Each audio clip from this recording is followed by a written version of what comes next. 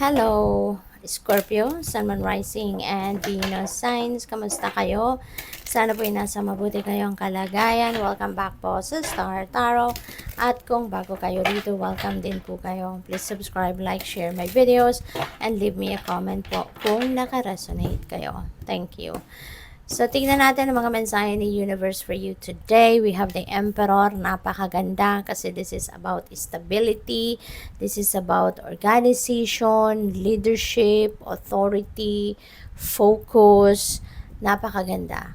Kasi, papunta kayo sa pagiging makapangyarihan, no? Makapangyarihan. Maaari na ang iba sa inyo will be promoted, no, into a leadership role.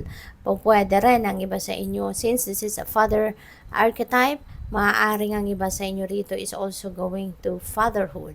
Diba? Baka kayo ay magiging tatay na or magiging grandpa na sa ngayon. Pwedeng ganon. At saka ano kayo ngayon? Mas focus kayo sa pag-aayos.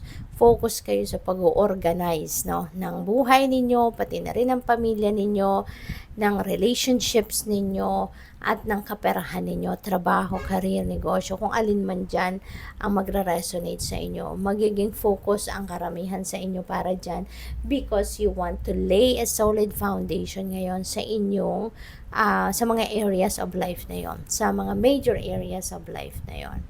So, what else? We have the King of Swords. Dito naman sa King of Swords, no, this is also a person of authority.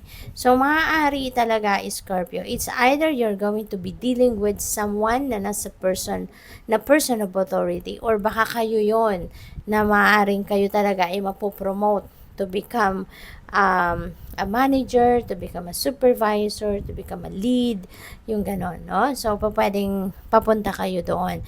And, you are going to be logical this time. Pwede rin na ang iba sa inyo rito, baka kayo ay, kung hindi man kayo, ito, no, si King of Swords, maybe you are going to be dealing with someone na katulad ni King of Swords, no? Pwedeng ganon ang kaganapan dito for some of you. So, pwede na ang iba sa inyo rito, baka meron kayong lalapitan na professional, no? Or mga taong nasa mataas na posisyon sa kanilang trabaho, and maybe you're going to ask for help. Pwedeng kayo ay hihingi ng advice, pwede kayo ay hihingi ng opinion nila, yung ganon, regarding something sa buhay mo, no? At baka kasi naghahanap kayo ng clarity, no?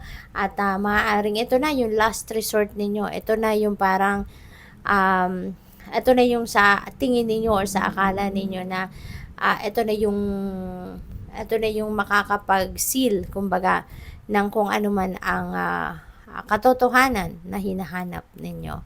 So, what else? We have the strength. All you need to do as well is to embrace your inner strength para masolusyonan ninyo ang problema. Maaari, no, na meron kayong situation dito na baka napanghihinaan kayo ng loob. Kaya magpapalakas kayo ng loob by asking advice, opinion, and help, from someone na katulad ni King of Swords. Okay? At huwag kayong mag-alala kasi kung may problema man kayong iniinda sa ngayon, lakasan mo lang ang inyong loob. Always remember that inner strength can move mountains. Kahit kaano mang kabigat ang problema ninyo, yan ay masusolusyonan ninyo. Magtiwala ka lang sa sarili mo, magtiwala ka sa kakayanan mo. Okay? At pag-iisipan mo din, no? With the help of the King of Swords energy, dito kung sino man itong lalapitan mo, yan ay masusolusyonan mo. Okay? So, tignan natin kung ano pa ang mga mensahe ni Scorpio. We have pure intention. Find clarity. Surrender your ego. Ayan. So, you are really, seeking for clarity rito. And feeling ko, makakatulong ito sa iyo, si King of Swords. Kung sino man itong lalapitan mo, no, na katulad ni King of Swords, that's the person na makakapagbigay sa iyo ng kalinawan, ng enlightenment, ng ganon. So, mabibigyan ng linaw ang inyong sitwasyon. Mabibigyan ng linaw ang, yung kalagayan mo sa ngayon. Kung ano man ang hinahanap mo dito, na clarity, definitely that will be provided to you by this person. Kaya magiging maluwag na din ang inyong pakiramdam, gagana ang inyong pakiramdam. So we also have create your vision, do what makes your heart sing. Okay? You are being nudged forward. Okay? So create your vision. Kung ano man itong iniisip mo, kung ano man itong ini-envision mo for yourself, you are given that opportunity sa ngayon para simulan mong gawin yun. Simulan mo ang mga action, ang mga moves, ang mga kailangan mong gawin, no? Para makarating ka doon sa pag-achieve ng kung ano man itong ini-envision mo. Parang meron na nagtutulak sa'yo, sige na, gawin mo na. So, maybe the divine universe is already instilling in your head, no? In your mind, kung ano mga dapat mong gawin, na tinutulak ka na nito, na simulan mo na. Okay? So, kasi sayang, no? Kung yan ang magpapasaya sa'yo. Kung yan sa tingin mo ang magpapangiti ng soul mo, then wag ka na magdalawang isip. Go for it. So, we have Cosmic Emerald, create perfect health. Access divine abundance. Wow, so napakaganda, diba?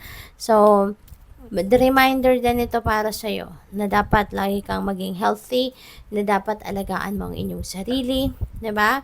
Always make sure, no, na nasa priority list mo ang pag-aalaga sa inyong katawan. Kasi papaano mo mai-enjoy ang mga blessings na paparating, ang abundance, ang prosperity, 'di ba?